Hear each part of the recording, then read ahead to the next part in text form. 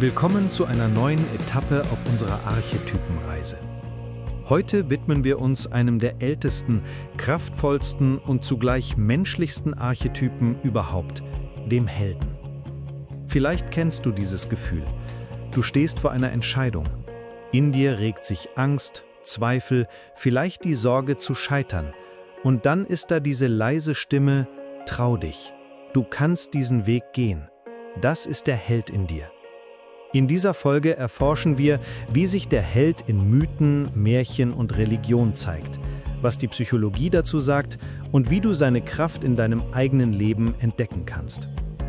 Wenn wir an Helden denken, tauchen oft Bilder von Superkräften, Schwertern und großen Abenteuern auf. Doch der Archetyp lebt auch in den leisen Momenten.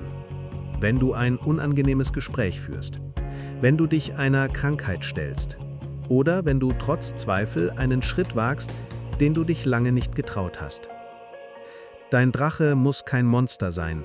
Er kann Zweifel heißen, Selbstkritik oder die Angst vor Ablehnung.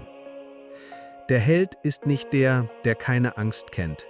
Er ist der, der sie sieht und trotzdem weitergeht.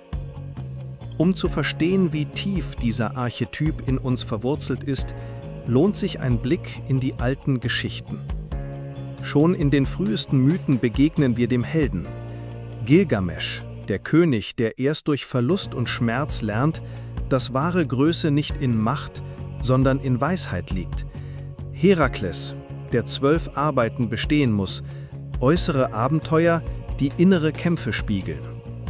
Und die Märchenhelden, oft die Schwächsten, verspottet und übersehen, die am Ende durch Mut und Herz siegen. Auch die Religionen kennen diese Gestalt. Moses, der zögernd sein Volk führt. Buddha, der den Palast verlässt und Leid und Tod ins Auge schaut. Jesus, der durch Versuchung, Opfer und Transformation geht. Und bis heute erzählen wir uns dieselben Geschichten. Frodo, Harry Potter, Luke Skywalker. Sie alle hören den Ruf ins Abenteuer, zweifeln, scheitern und wachsen gerade darin. Diese Geschichten bewegen uns, weil wir uns selbst in ihnen wiedererkennen. Carl Gustav Jung sah im Helden ein universelles Urbild des kollektiven Unbewussten. Er ist die Kraft, die uns ruft, über uns hinauszugehen, auch durch Dunkelheit und Schatten. Der Held begleitet den Prozess der Individuation, also unseren Weg zu uns selbst. Doch er ist nicht nur Licht. Mut kann kippen in Übermut, Hilfsbereitschaft in Selbstaufopferung und die Sehnsucht nach Anerkennung kann uns ausbrennen. Joseph Campbell beschrieb die Heldenreise als universelle Struktur. Der Ruf ins Abenteuer, das Zögern, die Prüfungen, die dunkle Nacht der Seele und schließlich die Rückkehr, verwandelt und mit einer Gabe für die Gemeinschaft. Auch die moderne Forschung bestätigt, Abenteuer aktivieren das Belohnungssystem. Wer Krisen als Reise versteht, entwickelt mehr Resilienz. Menschen, die ihre Ziele als Abenteuer sehen, bleiben länger motiviert. Der Held ist also nicht nur Mythos, er ist psychologische Realität. Doch was bedeutet das für dein Leben? Frag dich, wo ruft dich das Leben gerade hinaus aus deiner Komfortzone? Halte diesen Gedanken fest. Stell dir dann deinen Drachen vor. Vielleicht heißt er Angst vor Ablehnung. Vielleicht Zweifel, nicht gut genug zu sein. Gib ihm ein Bild, einen Namen und plötzlich verliert er ein Stück seiner Macht. Und dann frage dich, was ist der kleinste mutige Schritt, den du heute gehen kannst? Ein Anruf? Ein Nein? Ein Neubeginn? Schreib es dir auf und gehe ihn.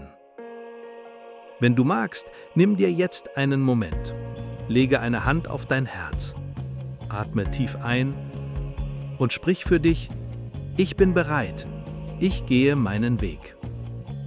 Geschichten sind Nahrung für die Seele, weil sie Archetypen lebendig machen. Odysseus, der trotz Irrwegen und Prüfungen den Heimweg findet.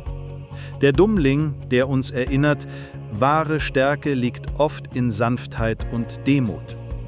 Frodo, der zeigt, dass Treue stärker ist als Macht. Harry Potter, dessen Mut aus Liebe wächst. Sie alle spiegeln uns selbst. Helden sind nicht perfekt, Sie fallen, zweifeln, leiden. Aber sie gehen weiter und verwandeln sich. Der Held ist kein ferner Mythos. Er lebt in dir. Immer dann, wenn du Angst spürst und trotzdem gehst. Immer dann, wenn du einem Drachen begegnest und nicht stehen bleibst. Die Heldenreise ist der Weg, auf dem wir wachsen, reifen und am Ende etwas Wertvolles zurückbringen. Zum Abschluss atme tief ein, spüre in dein Herz und sprich für dich: Auch in mir lebt der Held.